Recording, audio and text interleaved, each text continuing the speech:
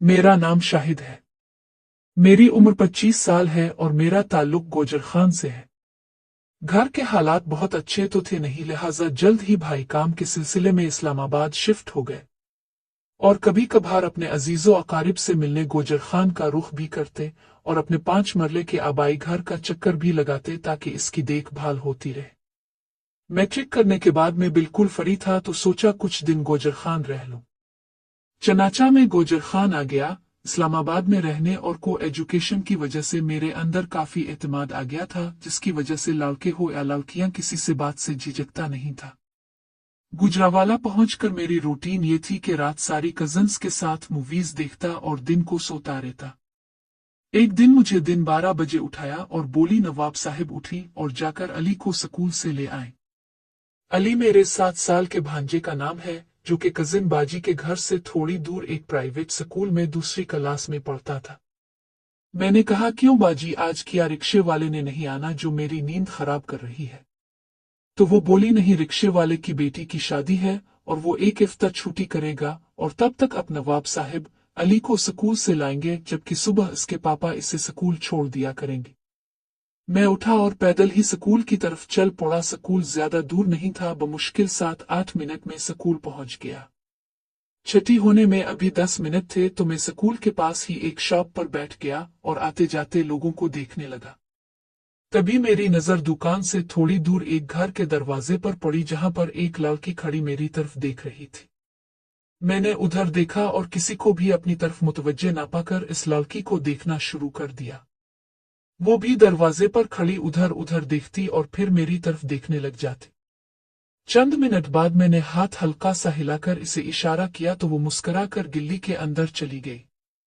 मेरा इरादा बना कि उठकर इस गिल्ली का एक चक्कर लगाना चाहिए, लेकिन इसी वक्त स्कूल की घंटी ने मेरा इरादा मुलतवी करवा दिया। मैं स्कूल के गेट पर चला गया और चंद मिनट बाद ही अली स्कूल से बाहर आ गया और मैं अली को लेकर घर की तरफ चला तो वो गिल्ली रास्ते में ही आनी थी।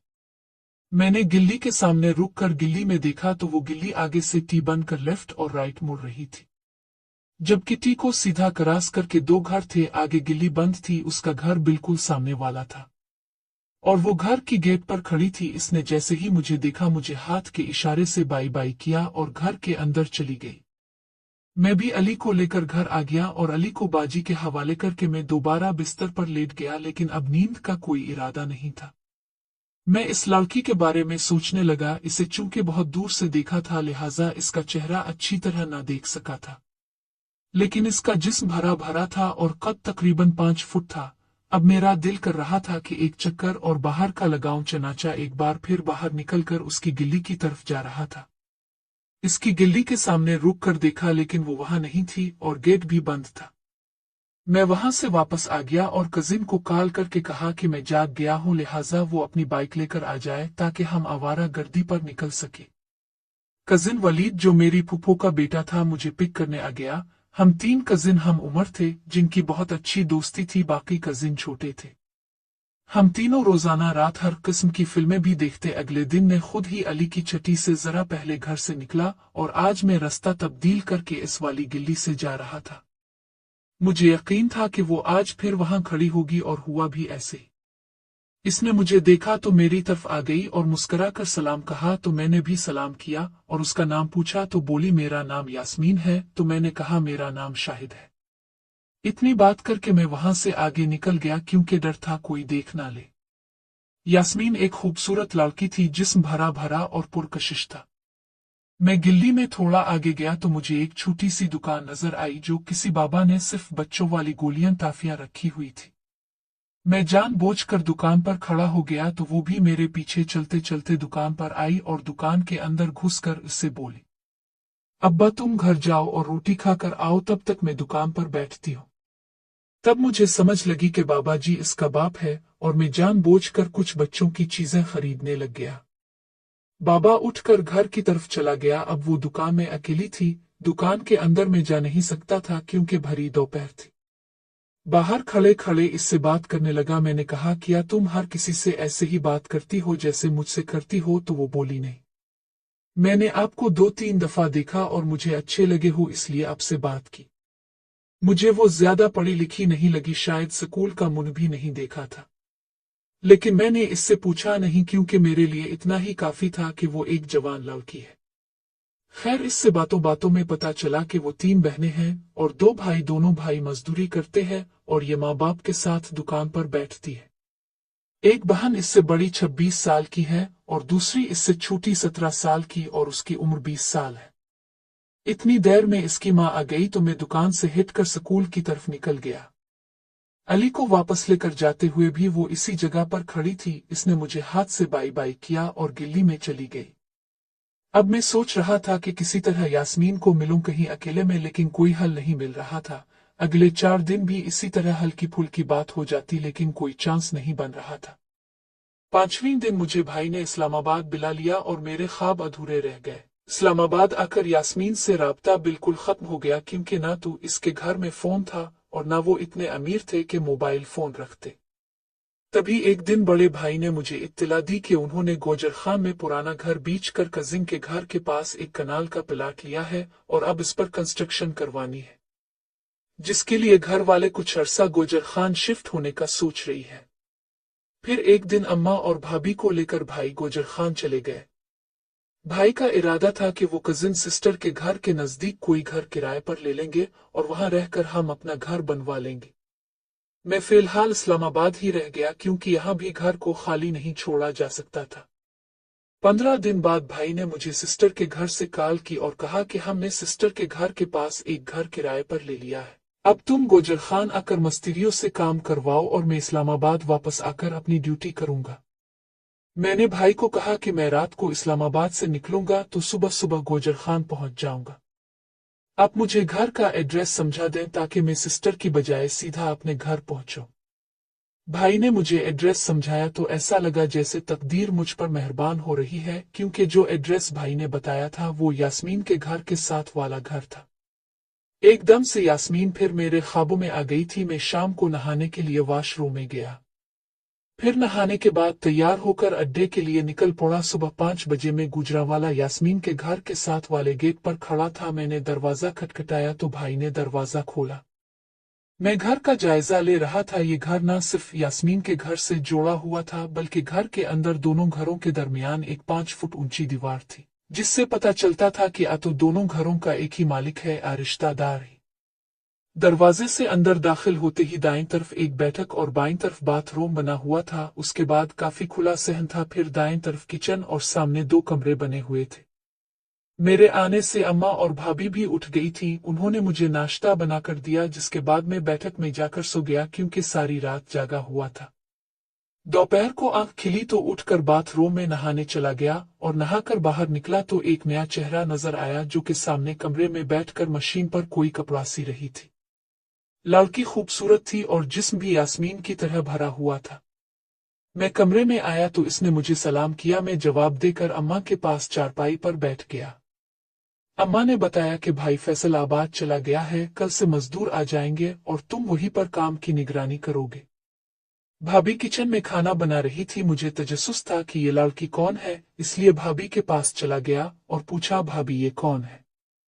भाभी ने मेरी तरफ शक भरी नजरों से देखा और कहा, खैर है? मैंने कहा, भाभी वैसे ही पूछ रहा हूँ। भाभी ने यास्मीन के घर की तरफ इशारा किया और कहा कि साथ वाला घर मालिक मकान के भाई का है, उनकी बड़ी बेटी है। इसका नाम कुलसूम है और मेरे कपड़े सी रही है।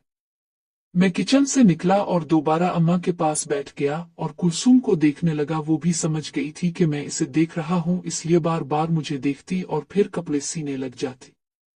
थोड़ी देर बाद मैंने इसे इशारा किया तो वो मुस्कुराने लगी। लाइन क्लियर देखकर मैंने इसे आंख मारी तो इसने भी मुझे आंख मार दी। मेरे दिल में तो शादियाने बज रही थे, क्योंकि यास्मीन पहले ही सीट थी और अब इसकी बड़ी बहन भी पूरा रिस्पॉन्स दे रही थी।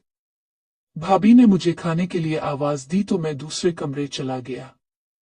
दिल में सोच रहा था कि ये दोनों बहनें इतनी जल्दी सीट हो रही है, खैर ही हो।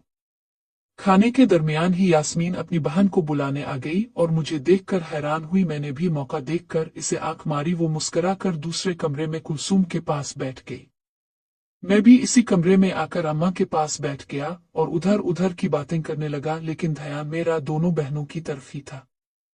कुलसूम ने यास्मीन को डांट कर घर भेजा तो वो गेट से जाने की बजाय अंदरूनी दीवार से फलांग कर चली गई। थोड़ी देर बाद अम्मा किसी काम से सिस्टर के घर चली गई और भाभी अपने कमरे में कपड़े प्रेस कर रही थी। मैंने मौका देखकर कुलसूम से बातें शुरू कर दी। वो भी पढ़ी लिखी नहीं थी, लेकिन दोनों बहनें बहुत फास्ट थीं। चंद मिनटों में ही कुलसूम बिल्कुल फ्रैंक हो गई थी, बल्कि ये कहना पड़ेगा कि यास्मीन से भी ज्यादा कुलसूम तेज थी। तभी भाभी कमरे में आ गई। शायद कपड़े प्रेस हो गए थे। भाभी मेरी बहुत अच्छी दोस्त भी थी और मैं अपने हर बात अक्सर उनसे शेयर करता रहता था, लेकिन वो मुझे डांटती और समझाती रहती थी। लेकिन उन्होंने कभी भी भाई से मेरी कोई शिकायत नहीं की थी। मुझे कुलसूम से बातें करता देखकर उन्होंने मुझे घूर कर देखा, लेकिन मैं भी ठीक बनकर बैठा रहा। थोड़ी देर में कुलसूम ने कपड़े सी लिए और भाभी को दिए और कहने लगी, भाभी आप एक दफा पहनकर चेक कर ले। भाभी ने कपड़े पकड़े और अपने कमरे में जाकर दरवाजा बंद कर लिया। मौका मुनासिब था। मैंने आगे बढ़कर कुलसूम को पकड़कर अपनी तरफ खींचा तो वो जैसे पहले ही तैयार थी। इसने आगे बढ़कर मुझे जेपी डाल दी और चंद मिनट बाद मैंने इसे पीछे हटा दिया, क्योंकि भाभी किसी भी वक्त आ सकती थी। कुलसूम बोली, रात को बैठक में सुना और दरवाजा खुला रहने देना, मैं पूरे 12 बजे आऊंगी। मैं इंतजार करूंगा। ये कहकर मैं जानबूझकर कमरे से बाहर आ गया, क्योंकि मेरे दिल में चूर था और मैं नहीं चाह रहा था कि भाभी को शक हो जाए। मैं बैठक में आकर बैठ गया और डेक पर गाने लगा लिए। दोबारा जब मैं बैठक से निकला तो कुलसूम अपने घर चली गई थी और भाभी कहीं जाने की तैयारी में थी। भाभी ने मुझे देखा और बोली, चलू मुझे अम्मा के घर छोड़ आओ और शाम को ले आना। मैं गिल्ली में जाकर रिक्शा ले आया और भाभी को उनके मैके छोड़ आया। और अब मैंने मौका गनीमत जाना और दोबारा घर का रुख किया, क्योंकि घर खाली था तो शायद एक बार फिर मौका मिल जाता। घर पहुंचकर मैंने जानबूझकर दरवाजा जोर से खोला ताकि हमसायों तक आवाज जा सके। और यही हुआ। थोड़ी देर बाद यास्मीन ने दीवार से झांका तो मैं सह में चारपाई पर लेटा था। मैंने इसे इशारा किया तो वो दीवार से हमारे सह में आ गई। मैं उठकर अंदर कमरे में आ गया, क्योंकि डर था कि हमसायों में से कोई देख ना ले। अंदर दाखिल होकर पहले मैंने कुलसूम के बारे में पूछा, क्योंकि अगर वो आ गई तो यास्मीन चली जाएगी, बल्कि दोनों चली जाएंगी।